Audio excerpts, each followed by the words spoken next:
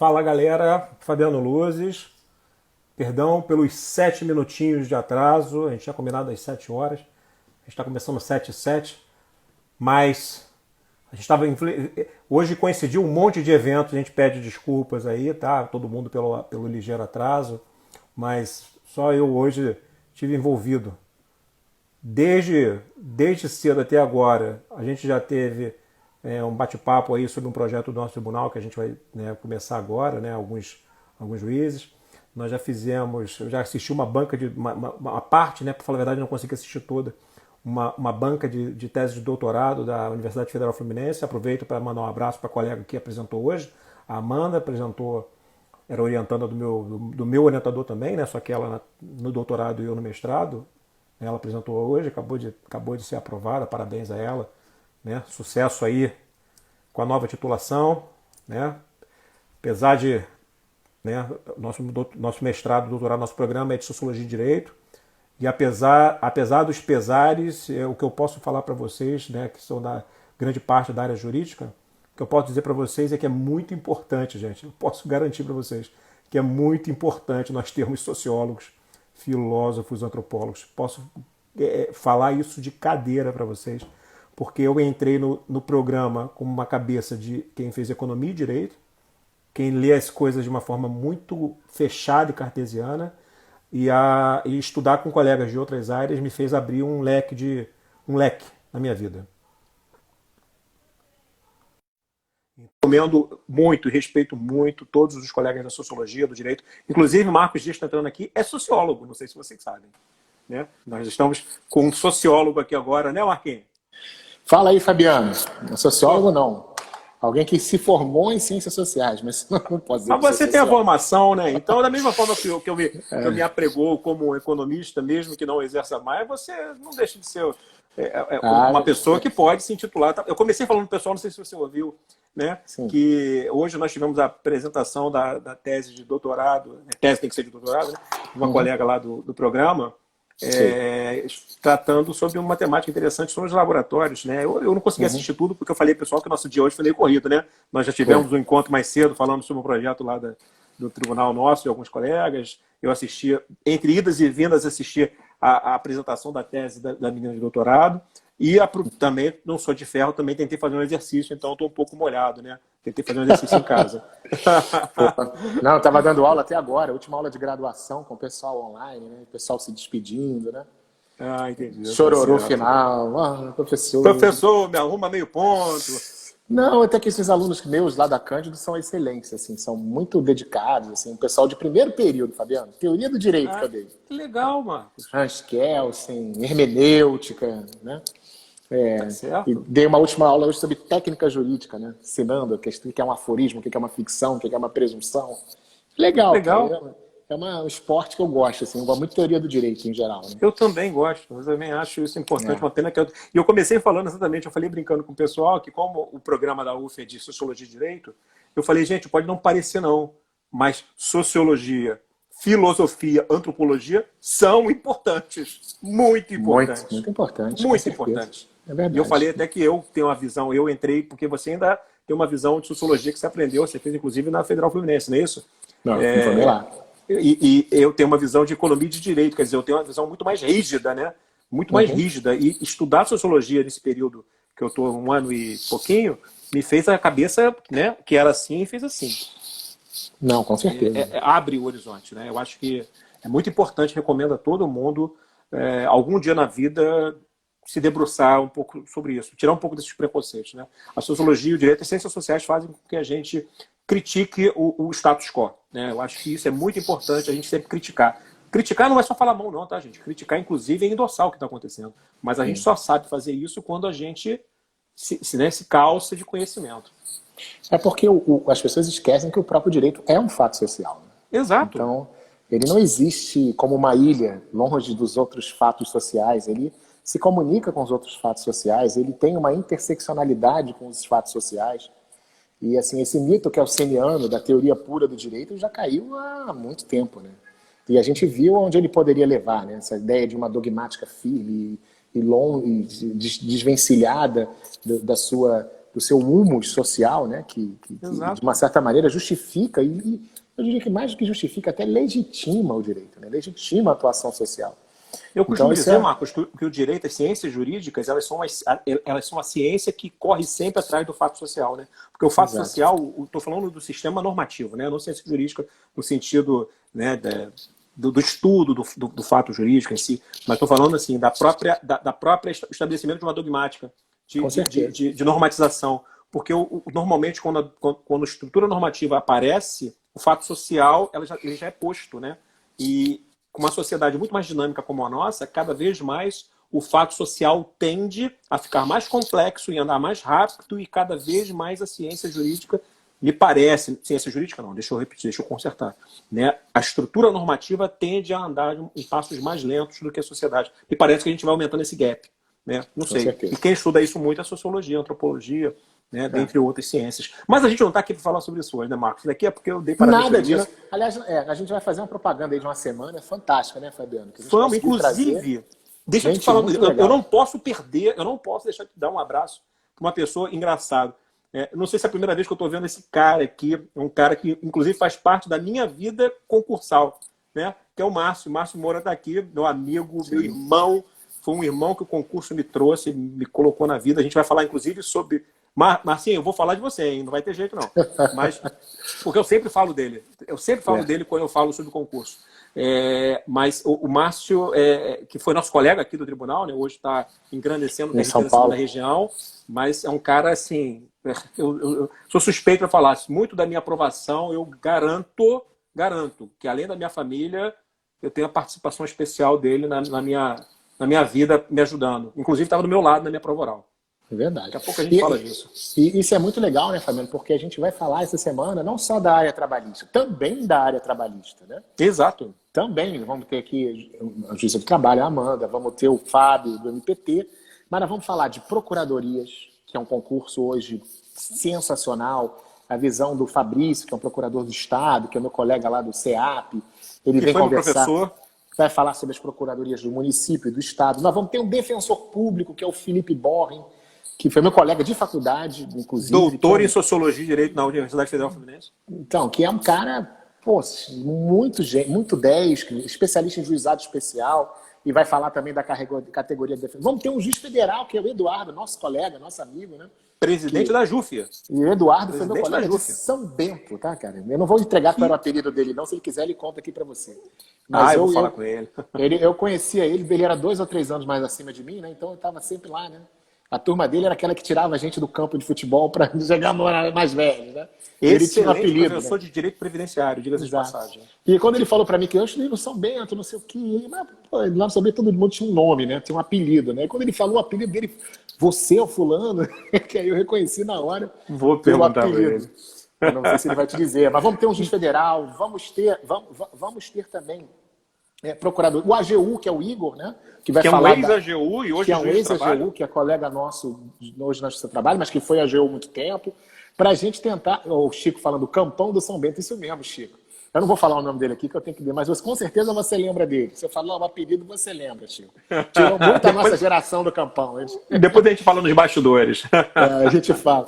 Mas foi muito legal, porque a gente vai trazer uma galera aqui para falar de concurso, de rotina, né? Cada concurso tem a sua pegada. Exato. Né? Das dicas, da carreira. Então, vocês que conhecem muitos estudantes de direito, está na hora de você falar, ó, você quer ser defensor? Vamos ter um defensor. Você quer ser juiz federal? Vamos ter um juiz federal. Vamos ter também AGU, procuradorias, quer dizer, várias carreiras, né, para vocês conhecerem e principalmente tentarem compreender o que se deve fazer para estudar, né, Fabiano?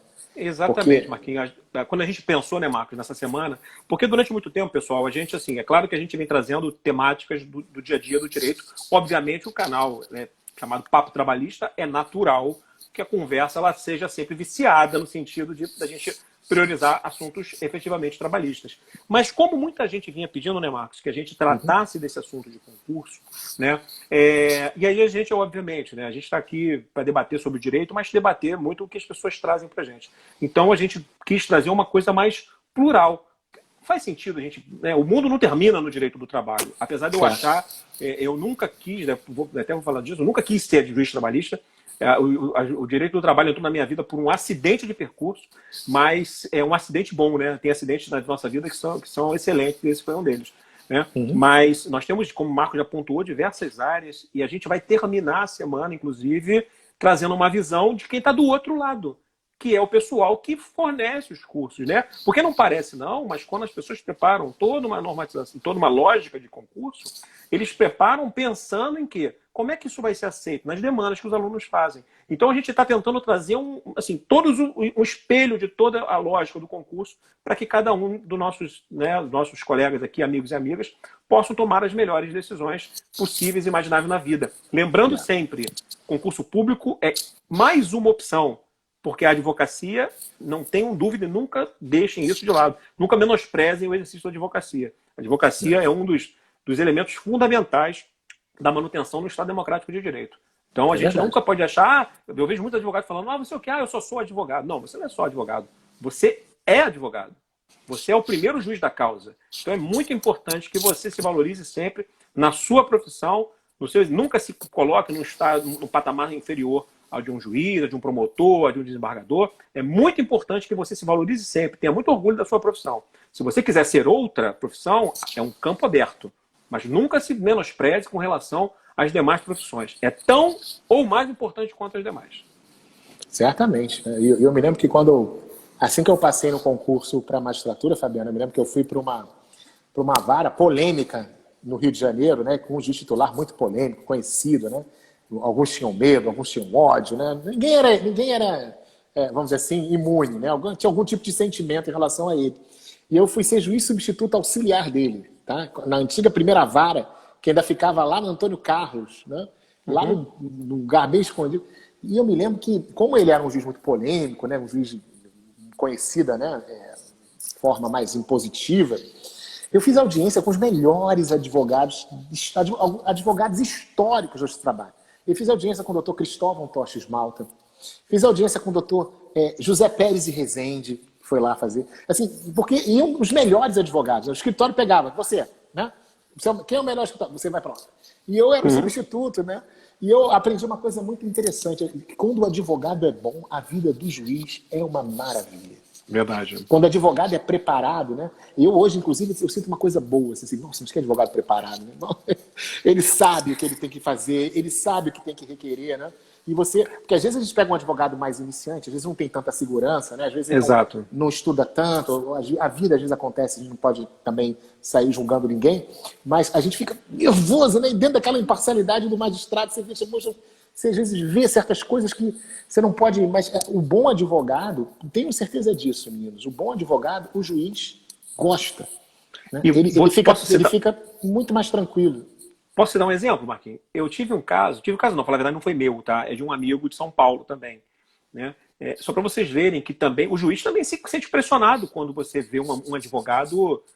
Eu não estou dizendo um advogado, não estou falando um doutrinador. No caso em questão, é um doutrinador. Tá? Mas eu estou falando, quando você tem um advogado muito bem preparado, primeiro, um advogado bem preparado provoca e coloca o juiz num patamar que ele tem que estar à altura dos advogados que estão à mesa também. Então, quando advogados são muito bem preparados, e bem preparado, pessoal, não é bater a mesa, brigar, não é isso.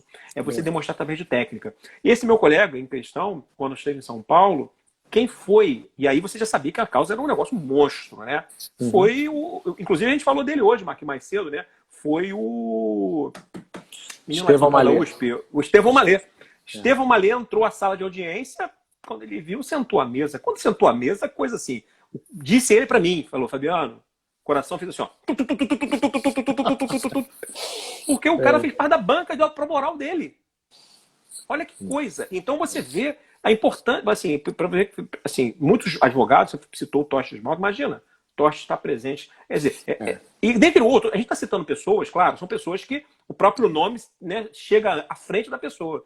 Mas quantos são colegas nossos que estão aqui no dia a dia acompanhando, batendo papo com a gente aqui, que da mesma forma, quando ele entra, eu costumo brincar lá em São Gonçalo, que tem advogados, quando eu vejo o nome dele dentro, patrocinando um lado ou outro, o nome dele é dentro da sala de audiência antes dele. Porque atrás do nome dele tem honra, tem conhecimento, tem sabedoria, tem respeito, tem um monte de coisa. E isso, Exato. não tenha dúvida, isso salta aos olhos de todos nós, né? Então... Com certeza é bem bom preparo, né? Mas é isso, Marquinhos, vamos falar um pouco então do que é importante nessa semana que a gente está conversando, né? Concurso público. Pessoal, hoje, para falar a verdade, vou deixar o Marquinhos. Marquinhos é um pouco mais velho que eu. Marquinhos, conta para todo mundo a sua breve história, porque eu e Marcos temos situações muito antagônicas. Ele vai contar um pouco da história dele, depois na sequência, a gente não tem muito tempo, né, Marquinhos? Conta um pouco da sua história concursal, que é desse tamanhozinho, e eu conto a minha, que é desse tamanho. Não, na verdade, Fabiano, eu não queria estudar trabalho, né? Essa aqui é a grande verdade. Eu não estudava, né? Na faculdade, eu com o Chico, acho que o Chico também não pensou nesse trabalho. Eu queria mesmo ser juiz federal, né? Então, quando eu saí da faculdade, eu não focava muito na área trabalhista, né? Mas aconteceu que logo que eu saí da faculdade, como eu me casei muito cedo, né? E eu tive que fazer um concurso rápido, né? Por conta, né, não, advoguei pouquíssimo tempo, quase nada. Mas o suficiente para ver que não era minha vocação, que também tem essa questão da vocação, a gente tem que saber isso, né? Ser magistrado é vocação, ser advogado é, né, uma vocação. Olha o Márcio Moura falando que na minha época não tinha prova objetiva. Pô, Márcio, brincadeira, também não sou tão velho assim. Te entregou a idade, hein? Não, tinha prova objetiva, mas naquela época não tinha coeficiente, né? Que é uma coisa que a gente vai falar muito aqui, né? Com coeficiente de aprovação, né? Bastava você fazer 50%. Fez 50%, passou, porque era uma prova eliminatória, não era uma prova classificatória, né? Então o pessoal nem se preocupava, né? E eu, por exemplo, tive uma dificuldade, porque eu tinha que estudar muito direito do trabalho, porque eu não sabia muito direito do trabalho. Eu estudava muito constitucional, administrativo, civil, mas pouco trabalho, né? Então, quando eu me vi no tribunal, eu primeiro passei como funcionário, eu fui analista judiciário da juíza, trabalhei no gabinete da doutora Amélia Valadão, desembargadora, né? Que foi uma escola para mim, assim, eu aprendi muito, né? Aprendi a gostar de direito de trabalho com a doutora Amélia Valadão, porque eu não tive aula de direito de trabalho na faculdade. O Francisco Montenegro, que foi da minha turma, está aqui, né? Vocês podem perguntar para Francisco Montenegro, para Fernando Reis, que também é meu colega de faculdade e de tribunal, Ivan Garcia, o maior nome de trabalho do Brasil, com certeza. Adriana Malheiros, era da minha turma, né? Daniel Rocha Mendes, que está em São Paulo, também é juiz do trabalho e era da minha turma. Daniela Miller, que inclusive foi do meu concurso do TRT. Ou seja, a minha turma produziu 6 juízes do trabalho, né? Uma coisa pouco comum, né? 7 juízes do trabalho. Muito pouco comum isso. 7 juízes do trabalho. Não estou nem contando os juízes federais, né? Tem Fernando Reis, Adriana, Francisco, Daniela Miller, Daniel, tem eu. Chico, me ajuda aí se tiver mais alguém. 6 juízes de trabalho. Então, é interessante isso. E a gente não teve aula de trabalho. Eu não tive. Então, obviamente, eu não... Quando eu comecei a ter aula, a gente teve uma aula com Arião Sayão Romita, quem conhece já ouviu falar nesse grande nome de trabalho, que foi uma aula maravilhosa do Arião Romita, mas depois a nossa turma quis trocar por causa de um outro professor de civil, nós acabamos pegando uma outra professora. Resultado, não tivemos aula, tá? Direito do Trabalho 1, eu fiz um trabalho sobre a carteira de trabalho na Bolívia, tirei 10 e não fui nenhuma aula. Eu confesso logo, tá? Quer dizer, tá prescrito. Não sabia nada de trabalho, né? Mas, logo daí, depois quando eu me casei, eu fui para o tribunal e aí a minha escola se chama Amélia Valadão Lopes. Os mais antigos sabem de quem eu estou falando. Desembargadora Amélia Valadão foi a minha escola. Ali eu aprendi tudo de trabalho, uma visão social maravilhosa. Ela era professora da Cândido Mendes no centro. E ela era uma excelente desembargadora que ensinava, né? E tinha muita paciência para ensinar. E dali eu gostei. Poxa, por que não, né? Tive um insucesso numa prova de juiz federal, mas eu não vou contar por quê, não interessa. Mas depois poxa, por que não? Tinha o Fernando, que tinha passado para a magistratura trabalhista, né? Eu falei, cara, eu vou tentar, né? E aí fiz um curso, né? Na verdade, eu nunca tinha feito um curso de Direito do Trabalho, entendeu, Fabiano? Nunca fiz um curso inteiro como as pessoas. Eu fiz um curso para juiz federal, que era o ênfase, né? Não sei se na minha época existia, não sei se ainda existe, né? Que era o ênfase para juiz federal. E na hora da prova, quando eu passei da primeira para a segunda fase, aí eu fiz um curso com a professora Vólia Bonfim, né? Um beijo para ela, professora. Fiz uma prova para a segunda fase, passei, né? E aí quando eu fui para a sentença, eu tinha uma vantagem, porque eu fazia voto, né? E se tiver algum analista aqui, vai lembrar que quem faz voto, né, aprende, né, rapidamente. Né? Aprende rapidamente. Então eu tinha a técnica de sentença. E acho que foi sorte. A minha prova de sentença foi um caso muito interessante. Foi a primeira vez que caiu Gueltas, né? O pessoal está dizendo que ainda existe o ênfase. A minha prova caiu Gueltas, justa causa. Era a época dos remédios, da questão das patentes. O ministro Serra tinha quebrado as patentes, aí tinha os genéricos, né? E era interessante, a resposta envolvia uma justa causa com Gueltas, com hora extra. Ou seja, algo que eu já conhecia e fui muito bem, né?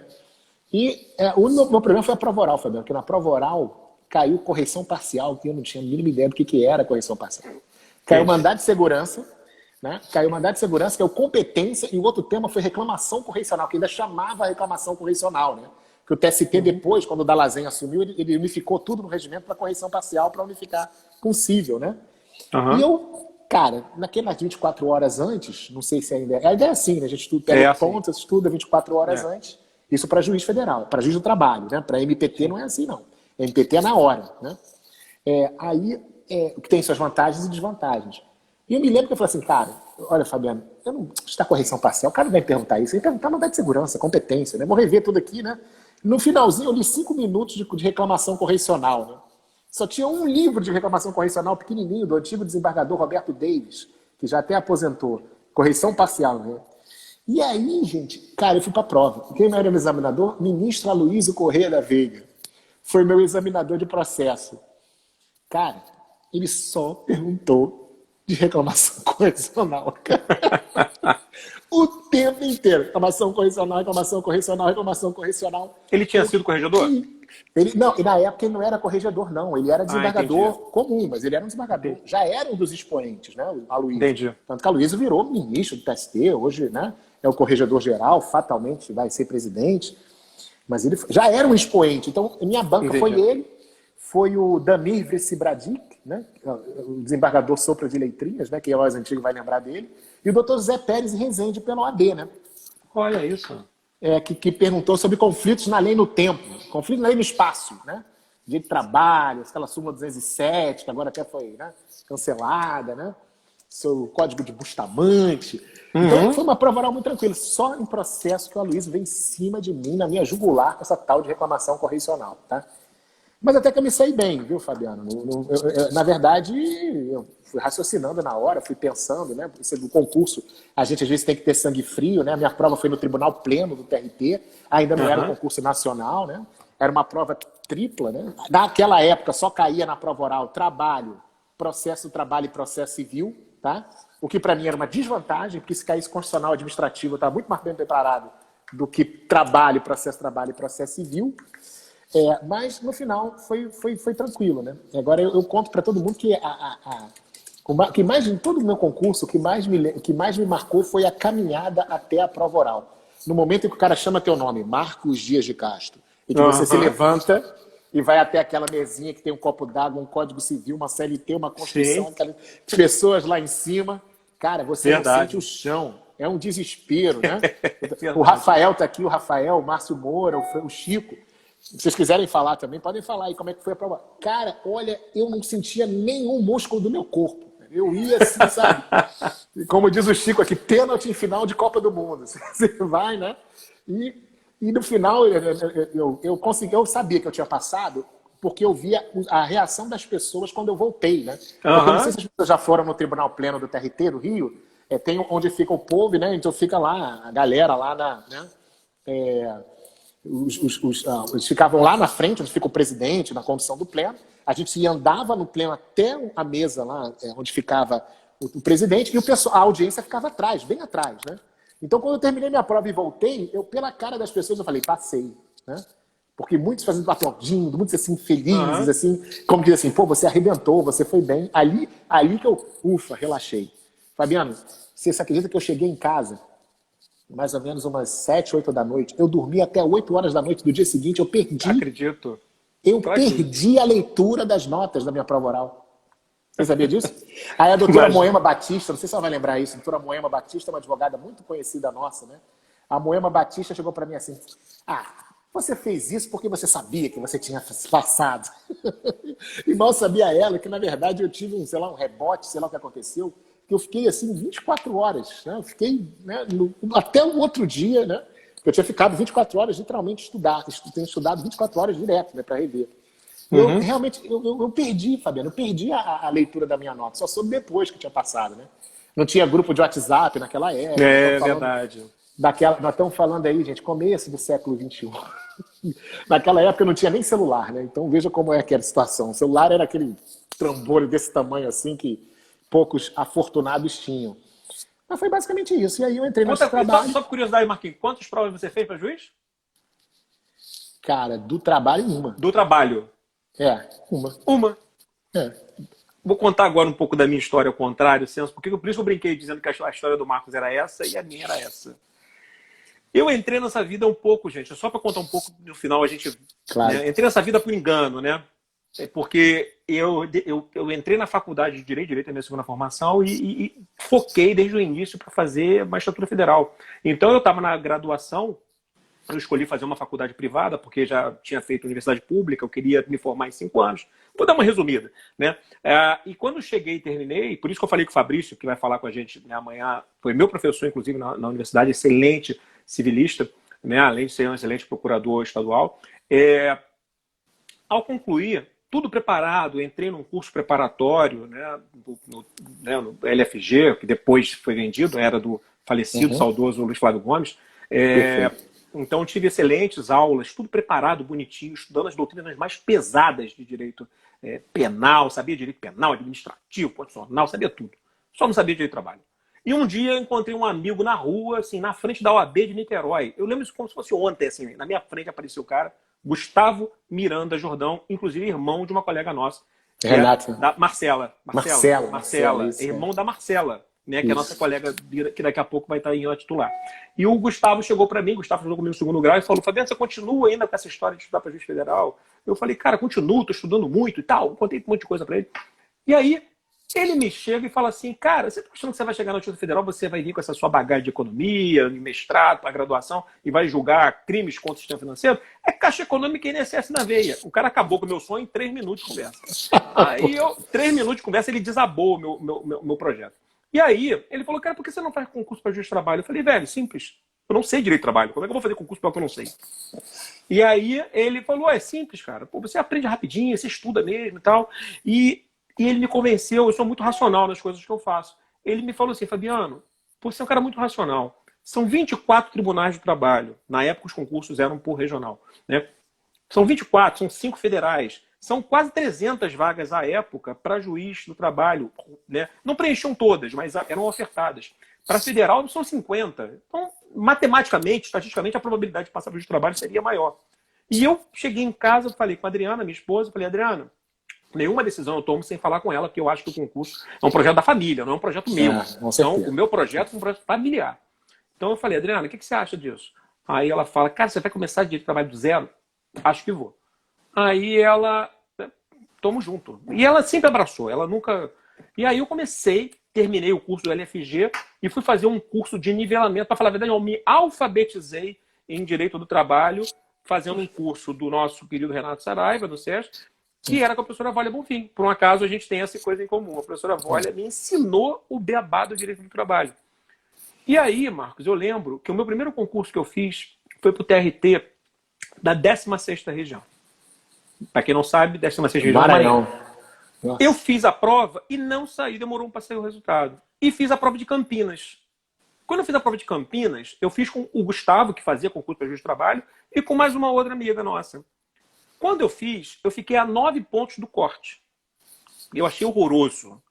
Só que eles ficaram a 12. Só que eles já estudavam e eu não.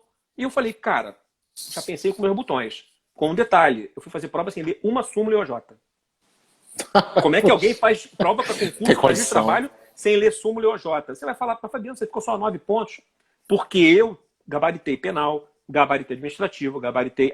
Porque para mim era mais fácil, porque eu estava estudando muito o resto. Mas direito de trabalho foi um horror, né? Eu fiz o suficiente para ficar ali mais ou menos e fiquei a 9 pontos do corte. Na sequência, saiu o resultado da 16ª.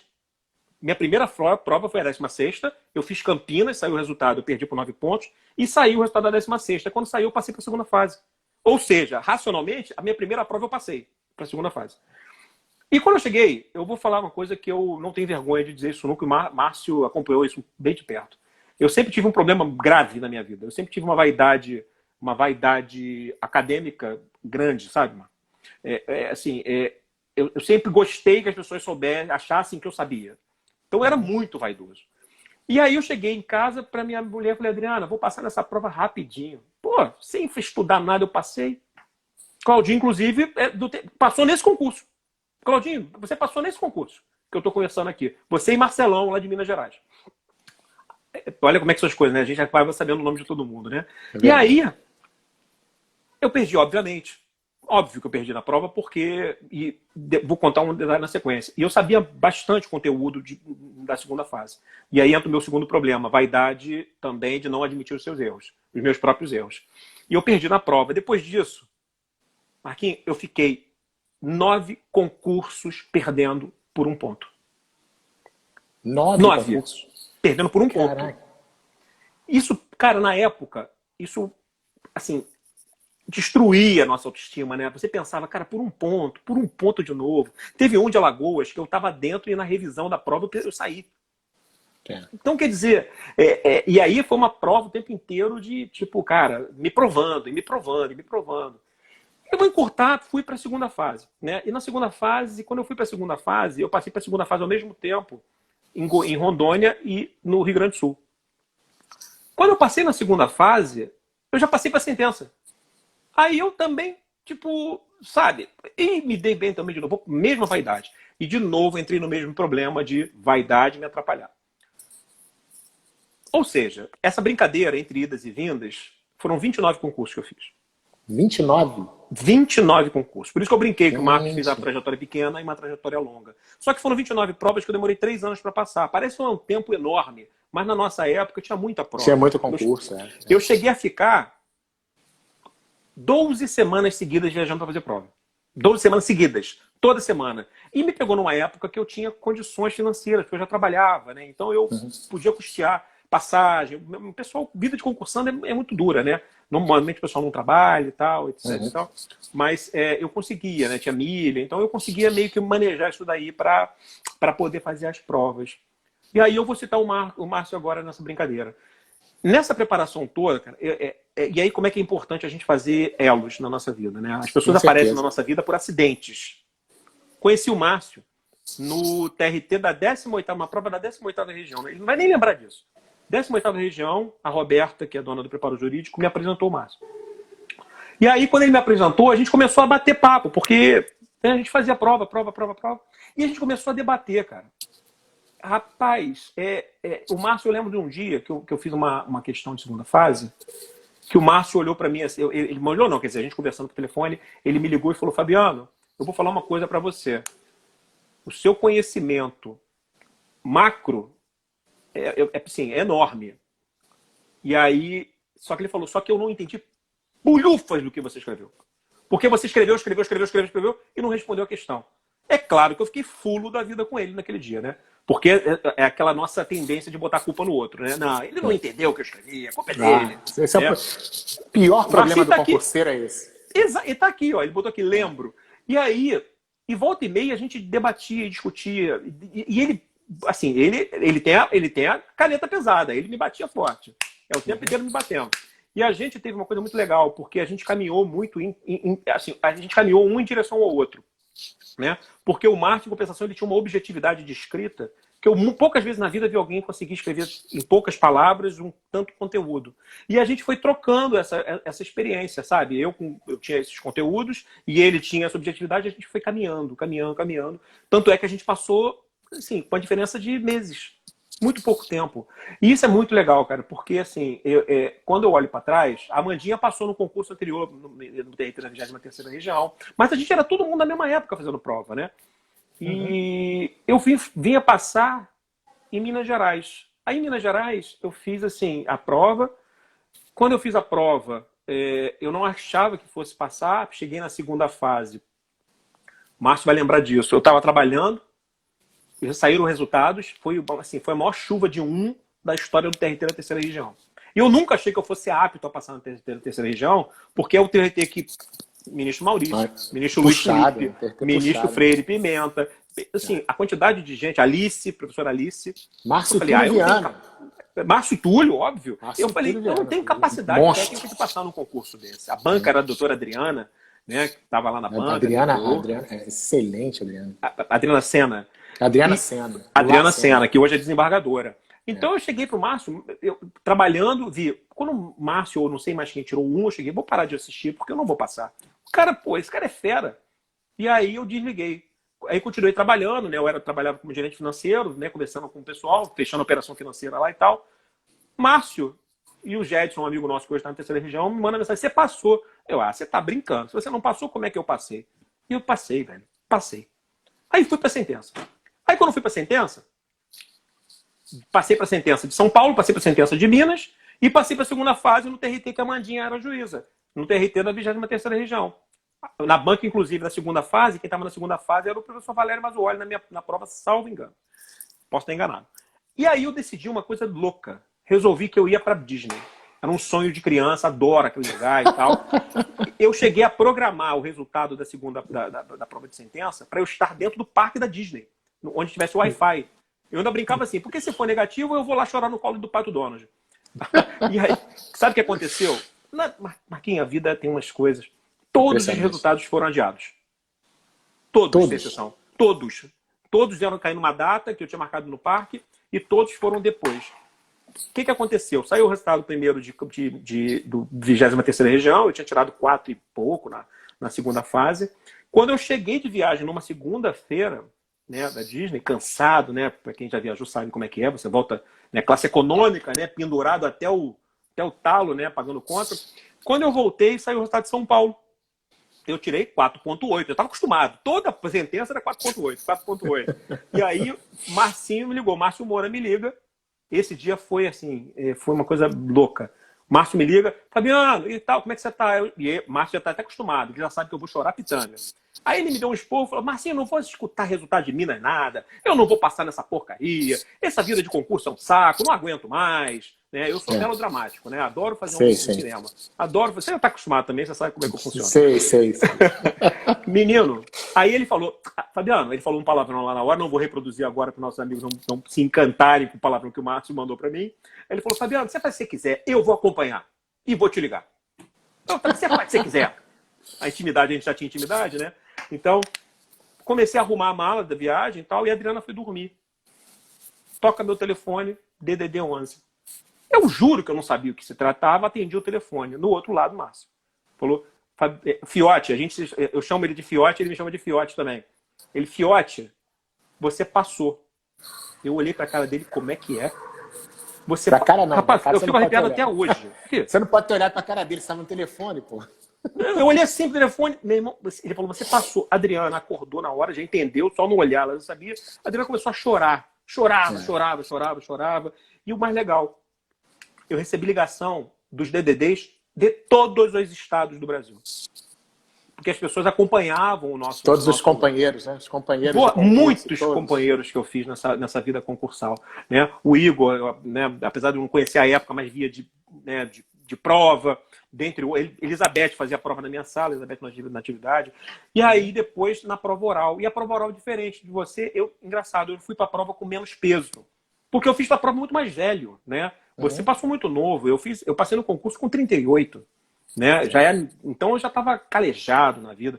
Fabiano foi mole para você? Nunca, não foi. Mas assim, eu cheguei à prova com muita tranquilidade, mas quando acabou minha prova era o ministro Carlos Alberto Reis de Paula, o decano do tribunal, Márcio Ribeiro do Vale, decano do TRT da terceira região, Márcio Ribeiro do Vale, e o advogado que foi presidente do América Mineiro, o Afonso Celso Raso. Com um detalhe, eu fiz a prova oral com uma gravata verde e branca para mandar uma mensagem subliminar para ele. Olha que loucura. Te juro. Essa gravata eu tenho aqui até hoje guardada. Que isso, cara? Juro para você que eu fiz isso. E assim, eu terminei a prova, eu fiz a prova com tranquilidade, claro, com respeito à prova. Né? Foram 24 horas muito desgastantes, o Márcio me ajudou muito. Né? Ele saiu de São Paulo, foi para lá, me ajudou. Voltou antes, porque ele tinha os compromissos dele, ele era oficial de justiça à época. Mas as 24 horas que eu fiquei sem dormir, ele ficou do meu lado durante as 24 horas estudando comigo. Durante as 24 horas. E aí eu fiz a prova. Quando terminou a prova, a menina chegou para mim e falou: doutor, parabéns, a sua prova foi ótima, eu juro. gelado. Mas o senhor respondeu tão bem, eu cheguei, mas quando eu levantar você vai ver. Eu estava tão suado que parecia que eu tinha me urinado. Tava assim uma poça de água aqui embaixo, né? Para você ver o nervosismo. E quando saí, o Dinei, que é um outro colega nosso de Minas Gerais, levantou, ele deu um pulo em cima de mim, dentro quase do auditório. Porque foi essa sensação que você falou, de ter feito uma boa prova. Quando a gente está fazendo a prova, a gente não tem, né? A gente está muito nervoso. Nenhuma Mas sensação, as pessoas atrás, todas dizem. E o meu querido amigo Yuri Pinheiro, hoje juiz em Minas Gerais, passou na 15ª, depois me disse, Fabiano, você fez uma excelente prova, dentre outros e tal. E aconteceu de passar. Em resumo, cara, isso tudo é um resumo de 3 anos de muita batalha, de muito choro, de muita dúvida. Mas, assim, só para mostrar que nós somos realidades diferentes, pessoal. O Marcos tinha uma vida, eu tinha outra. Eu tinha 4 horas de estudo por dia. Eu só estudava 4 horas, trabalhava o dia inteiro. Eu trabalhava e estudava. E nunca estudei final de semana, quer dizer, nunca não. Raramente estudava final de semana. Eu estudava 20 horas semanais. Assim, hoje a gente tem, na nossa história, a minha história é muito difícil, porque eu passei há muito tempo atrás, né? Esse ano a gente vai fazer 20 anos de magistratura. O meu concurso, Fernando Stipe, Daniela Miller, Mônica da Quinta Vara. Meu concurso tem o Gilberto, Rodrigo Dias, está lá em... Só gente boa. É o nosso concurso. Então, a gente vai fazer 20 anos, cara, de magistratura. Naquela época, o concurso tinha um outro perfil, eu acho, sabe? Era um concurso mais artesanal, se você pode me dizer. Se é que você me entende, né? Hoje o concurso, e a gente vai trazer a Amanda aqui, porque a Amanda hoje, dessa nova geração, é uma professora que tem muita experiência, assim, já bem rápida do que se exige hoje do concurso, é imperdível, né? E vamos trazer para o MPT o Fábio Vilela, durante muito tempo. O Fábio é especialista em concurso do MPT, né? Exato. Ele foi dono do curso Toga, e quantas provas... Gente, olha, eu perdi conta de quantos alunos a gente examinou do MPT. Acho que eu conheço mais gente do MPT do que da magistratura, que eram candidatos que estavam na prova oral e o Fábio fazia uma prova oral lá. Eu, Berthier, Fábio Vilela, uma galera boa do MPT para arguir. Então, vão ser lives muito interessantes, mas não só essas, tá? Porque a gente vai trazer também o Defensores, para a gente ter uma visão bem ampla do concurso. Mas eu acho que você resume, eu acho que tem uma coisa aí que eu acho que é interessante, né? A questão, 2 aspectos eu acho que é interessante nisso tudo que você colocou. O primeiro aspecto é o aspecto dessa humildade que o concurseiro tem que ter e confiança ao mesmo tempo. Saber dosar, né? A gente tem que ter uma certa humildade para admitir que a gente não é juiz ainda, né? Eu conheço muita gente boa, Fabiano, que se perdeu pelo caminho. Gente preparada, né? Gente muito preparada, que se perdeu pelo caminho, porque vestiu a toga antes de passar. Essa que é a verdade. Tem gente que chega no nível de preparação, que acha que está tão bem preparado que vai passar, não pensa ainda que está no concurso, né? Que ainda está na jornada. Conheço muita gente. Como também conheço muita gente que... Eu me lembro de uma história que eu gosto de contar do nosso amigo Fábio, que é juiz substituto também, né? Fábio Correia, não sei se você sabe, né? Ele era meu aluno no TOGA. A história do Fábio é uma história incrível. Ele era um advogado, ele era advogado e advogado. Um belo dia, um outro Fábio, no TOGA, no curso TOGA. Ele era da turma do Joãozinho Renda. Isso. Uma turma boa, que passou muita gente do TOGA. E o Fábio, eu falava muito na aula, gente, estudem. Vocês que já estão no nível mais alto, já tem que começar a pegar a segunda fase, já tem que começar a pegar a sentença, porque... eu uma vez cheguei, Fábio, você tem que começar, cara, porque quando você abrir teus olhos, tu vai estar na prova de sentença, porque você já tem um certo nível. Eu via ele estudava, você tem que estar preparado, né? Bom, aí aí passou, né? Tava tendo um concurso em Campinas, não posso me esquecer, né? Isso aí. Aí teve um concurso em Campinas, aí tô dando aula, o Fábio tá sentado lá atrás com a cabeça baixa, né? Eu reparei, né? Ele não fez as perguntas habituais. Terminou terminou a aula, ele veio, Marcos, cara, eu vim te contar uma notícia muito feliz, mas ao mesmo tempo muito triste. Mas o que foi, Fábio? Você lembra que você falou que a qualquer momento eu podia estar numa prova de sentença? Lembro. Pois é, eu estou. E agora?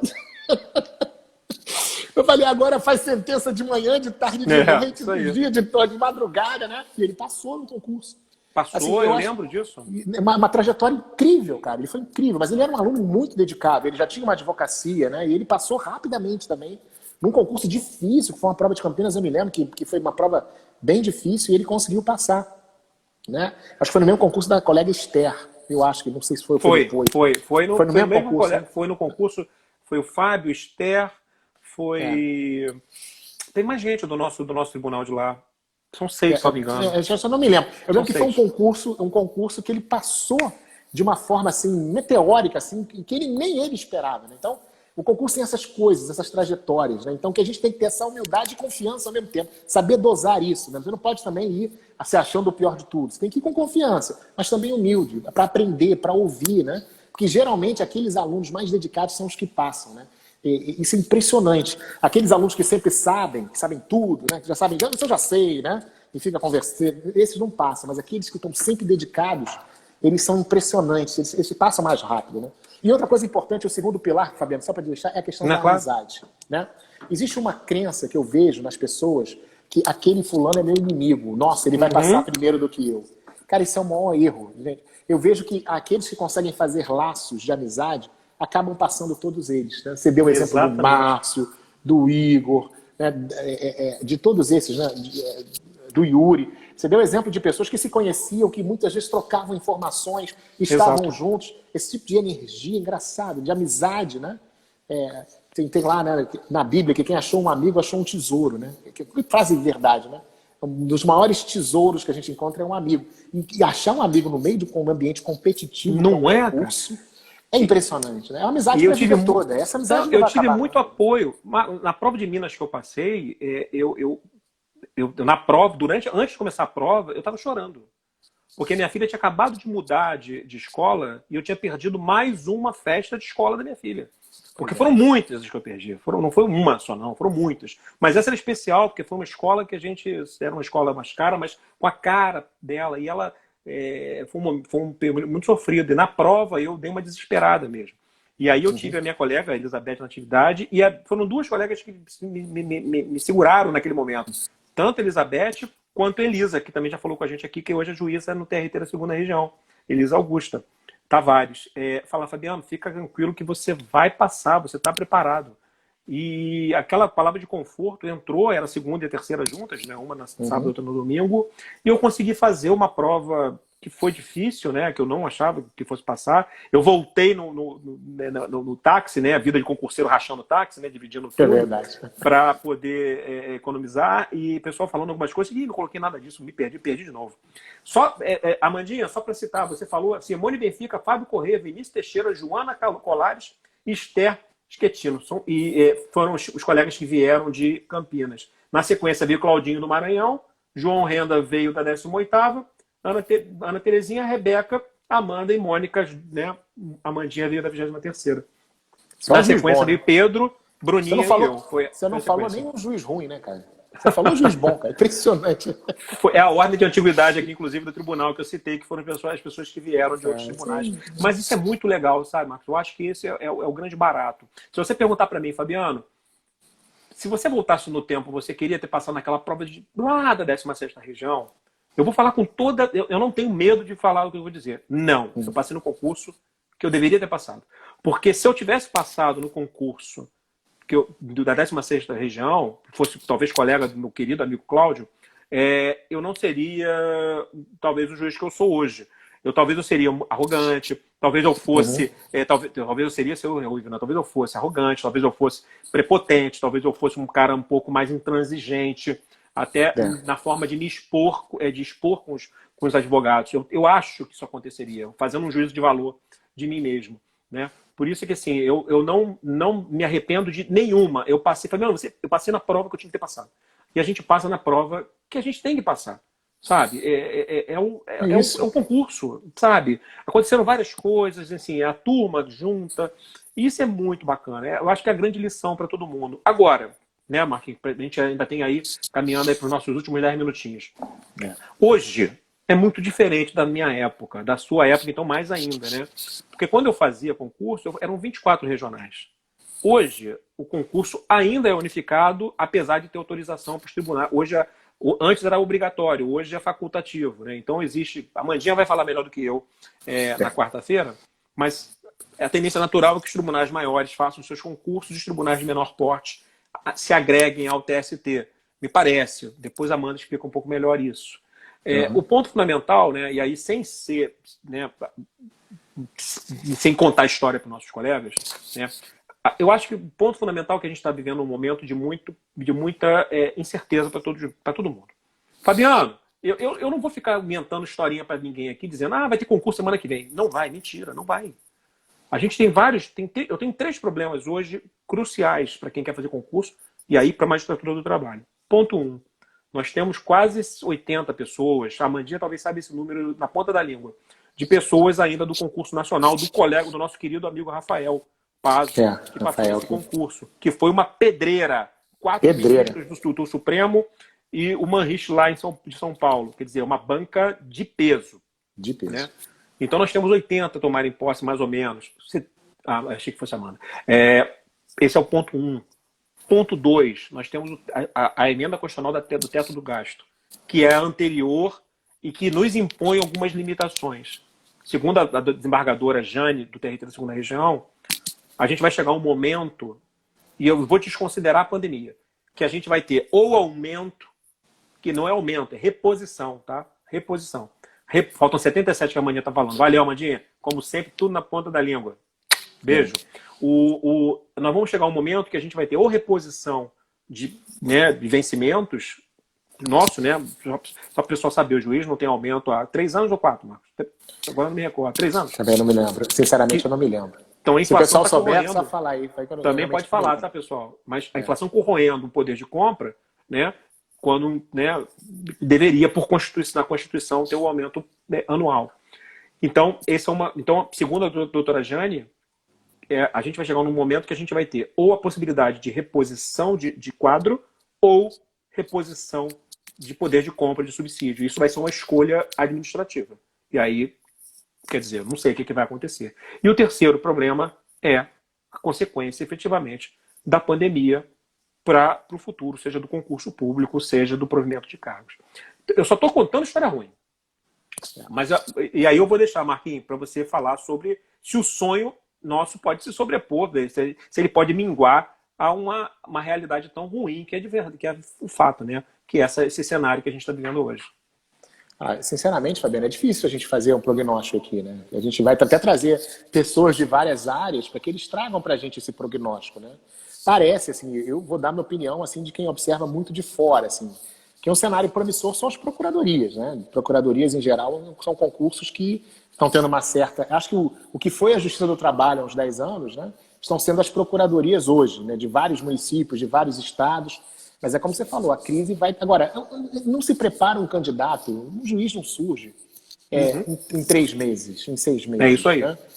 Não surge, assim. Eu, por exemplo, devo muito da minha carreira de juiz a Amélia Valadão. A Amélia foi minha professora, minha tutora, me ensinou a fazer voto, me ensinou direito de trabalho, entendeu? Então, eu tive uma Amélia Valadão, né? Então, você tem um curso, tem uma estrada, né? Você não se prepara. Tem muita gente que fala, eu quero ser juiz. Eu falo, cara, tá preparado aí para dar 2 anos da sua vida, né? E enquanto isso, o tempo vai acabando, vai passando, né? A gente tem muitas aposentadorias, o Rio de Janeiro tem um déficit absurdo de juízes. Em algum momento nós vamos ter que encarar isso, Fabiano, entendeu? Claro. Nós vamos ter que encarar de alguma maneira. Então, a gente não pode também... Eu acho que você não pode olhar muito para o cenário. Quem olha para o cenário, né, não enxerga o que está além do horizonte, né? Então, isso aí. Esse é que é o problema. Você não se prepara em 2 meses, em 3 meses. Você precisa de um tempo para estar preparado.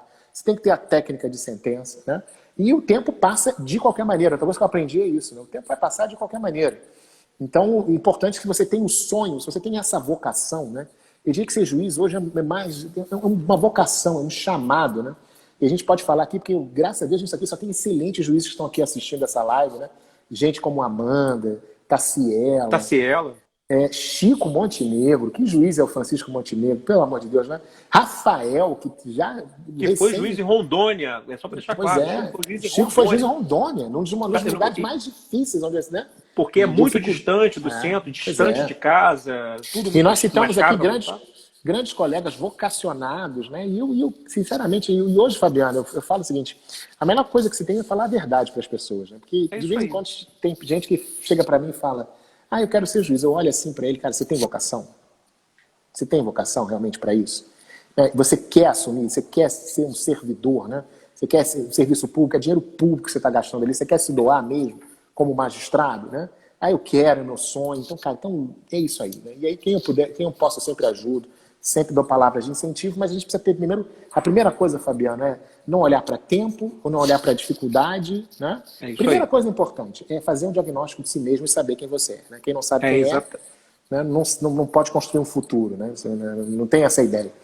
E lembrar sempre que o caminho se faz caminhando, gente. Essa é a história. Né? Exatamente. O caminho vai se fazer caminhando, vai se fazer ao longo do caminho. Né? Porque quem olha para o... Já está acabando aí, Fabiano? O tempo está acabando? Não, não, a gente deve ter mais uns 4 minutinhos.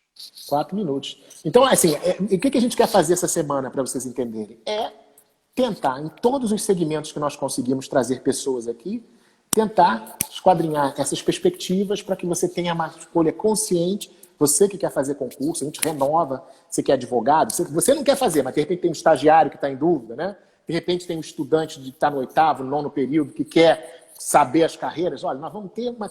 Já começa amanhã, você pega o Igor, né? 5 horas da tarde, 19 eu estou com o Fabrício sobre procuradorias. Na quarta, eu faço com a Amanda aqui 5 horas, você vai fazer com o Eduardo, né? Juiz do trabalho e juiz federal. Né? A gente vai ver bem uma diferença. Né? Amanhã nós vamos ter AGU e procuradorias do Estado e do município. Né? Na quinta-feira eu vou pegar o meu querido amigo Felipe Borren para a gente falar sobre defensoria, que é uma carreira muito correlata com a magistratura do trabalho. Né? Geralmente quem sente o chamado para a defensoria também sente um pouco ali para o trabalho. São carreiras assim, né? Muito próximas assim, né? Do que diz respeito aos assistidos, aqueles que nos procuram. E você depois vai fazer com o Fábio Vilela, do MPT. Né? E na sexta a gente tem a ideia do preparo jurídico, né? Eu não sei. Tem um colega procurador da República, Fabiano, já te falo aqui online, né? Que nos procurou para fazer uma live também, tá? Opa, legal. Então, provavelmente na sexta-feira a gente vai crescer uma outra live, 5 horas. Bacana, não estava previsto não. Aí, gente, novidade até para mim agora, hein? Procurador da República, né? Legal. José Ricardo, que vem falar. Então vamos ter Procurador da República, MPT, Defensoria, Procuradoria do Estado. Olha o pessoal, Defensoria, tá vendo? Magistratura ou Defensoria? Ou seja, isso aí, gente. Então, essa é a nossa ideia. Vai lá, Fabiano. Exatamente. Só para dizer, gente, é claro, quando eu brinquei, eu mostrei que existe um cenário que não é o melhor, claro que não é. O meu cenário foi muito mais fácil. Agora, o ponto fundamental é saber o sonho de cada um. Porque o sonho, gente, a gente não desiste. Um juiz não se forma. Eu falei, eu fiz 3 anos de prova, 29 provas. Então são provas, você tem tempo de sobra. Se você quer ser, esse é o ponto. Eu acho que cada um de vocês tem que pensar assim, o que eu quero ser quando crescer? Eu quero ser juíza do trabalho, eu quero ser defensor. Gente, se vai demorar 1 ano, se vai demorar 10, pouco importa. O que importa é que você vai estar preparado para o dia que isso estiver à sua disposição. Porque a oportunidade, quando ela bate a sua porta, ela não diz assim, ela não manda um e-mail dizendo, estou chegando. A oportunidade, como aconteceu com o Fábio Corrêa, ela chega. E quando ela chega, ela te cobra. Então, se mantenha preparado. O tempo que vai durar, pouco importa. O que cada um precisa ponderar é qual é a minha disposição de renúncia para com esse sonho. Quando o seu sonho é muito grande, gente, a renúncia pouco importa. Claro que é uma renúncia. A todos escolhe uma renúncia. Mas assim, o seu sonho, gente, quem tem sonho, não bota culpa no outro, não bota culpa. Todas as culpas dos meus 29 concursos foram minhas. Foram minhas. E eu superei elas todas, não sozinho. Tendo a ajuda da família, tendo a ajuda de amigos que eu conheci durante, amigos antigos, professores brilhantes, como o Marcos, que foi meu professor, dentre outros. Então é isso, gente. 1,57, Marquinhos. Gente, eu queria jogar para você aí, Marquinhos. Encerra aí o assunto. Não, mas um assunto que não se encerrou. Ele só começou, né, Fabiana? A gente vai ficar essa semana toda conversando com vocês.